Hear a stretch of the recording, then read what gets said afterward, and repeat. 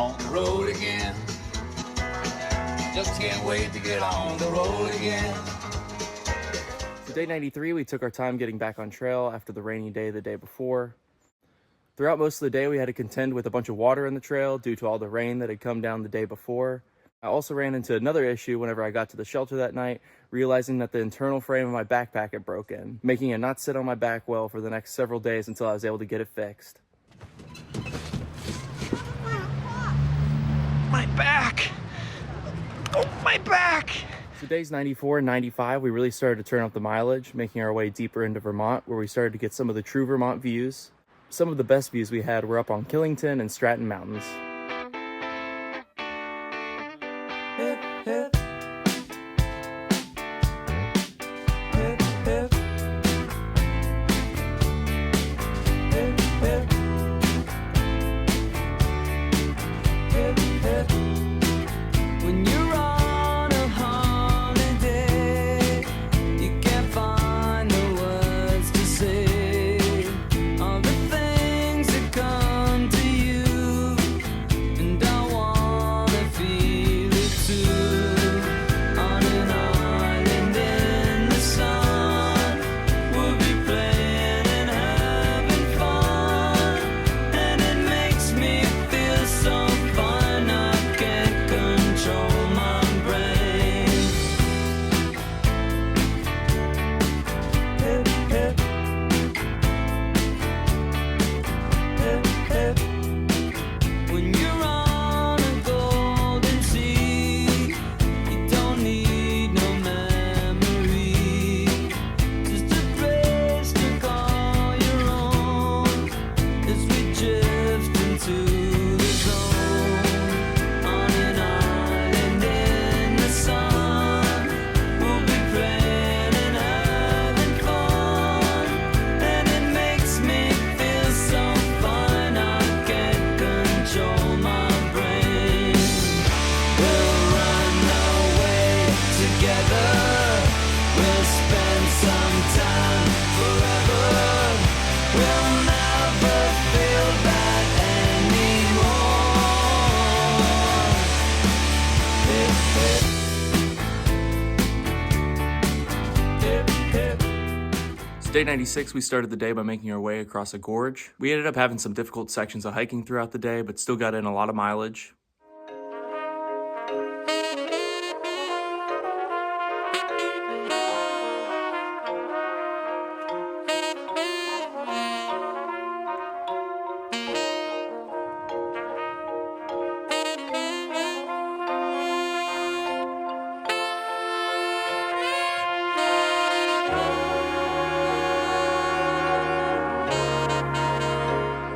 And even took the time to stop by a roadside food stand for lunch.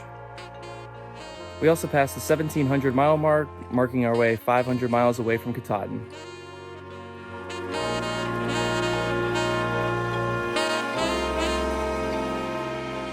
Day 97, we started the day by making our way into the town of Killington, where we headed to the general store for a resupply and breakfast. On our way out of town, a stranger offered us a ride, which we accepted without hesitation. Okay. Come on, help me. Talk to your children about not talking to strangers, and do it today. A message for your child's safety from the American Medical Association. The rest of the day was beautiful walking, including an extension ladder in the woods. Evening time to get away. Evening time to get away. Evening time to get away. Till next day. Live all you people, you can see where you're at. And we ended the day at Dan's house, another Good Samaritan who allows hikers to sleep in his backyard, and actually allowed us to clear out his shed and sleep in there since it was supposed to rain that night. Welcome to Trail Talk with Papa Bear. This week, the question is from George Goatee, a member of Christ Church in Bowling Green, Kentucky. He asked, it seems that Good Samaritans help you out. How do they know where to meet up with hikers, and how do hikers know to find them? Well, the Good Samaritans are trail angels. Are you an angel? What? and they're providing trail magic, which I talked about in a previous session. Wow, what's this? Wow, how'd you do that? It wasn't a trick. It was stuck to your neck. Oh, yeah, sometimes I fall asleep on candy. And there's two types of trail magic.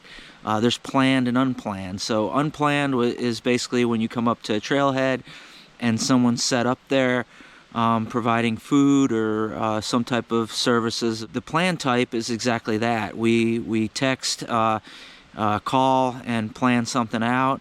I'm glad you asked that question because I would like to take this opportunity to thank some of the people that provided those planned ones for us. First of all, Amy, MVP, she's met up with us 3 different times, helped us resupply.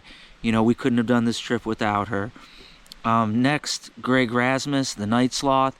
You've seen him in many of our videos. He's met up with us 3 times, drove us to Indy, slack packed us. So he helped us immensely. So thank you, Greg, and also his wife Susie and his whole family for helping out.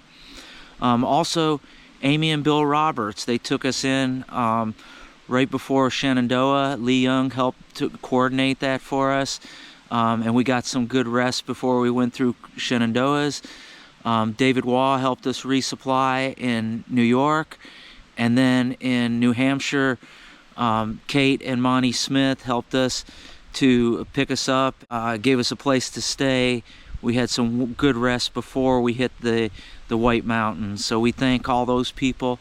Also, I'd like to thank both of my sisters for meeting up with me. Also, Debbie, Dan, and Michaela, and also Michelle and Tony. So thank you all for helping us out. If you have any other questions, send them in, and I'll answer them on Trail Talks with Papa Bear. So day 98, we started the day by leaving Dan's house and making our way back on trail.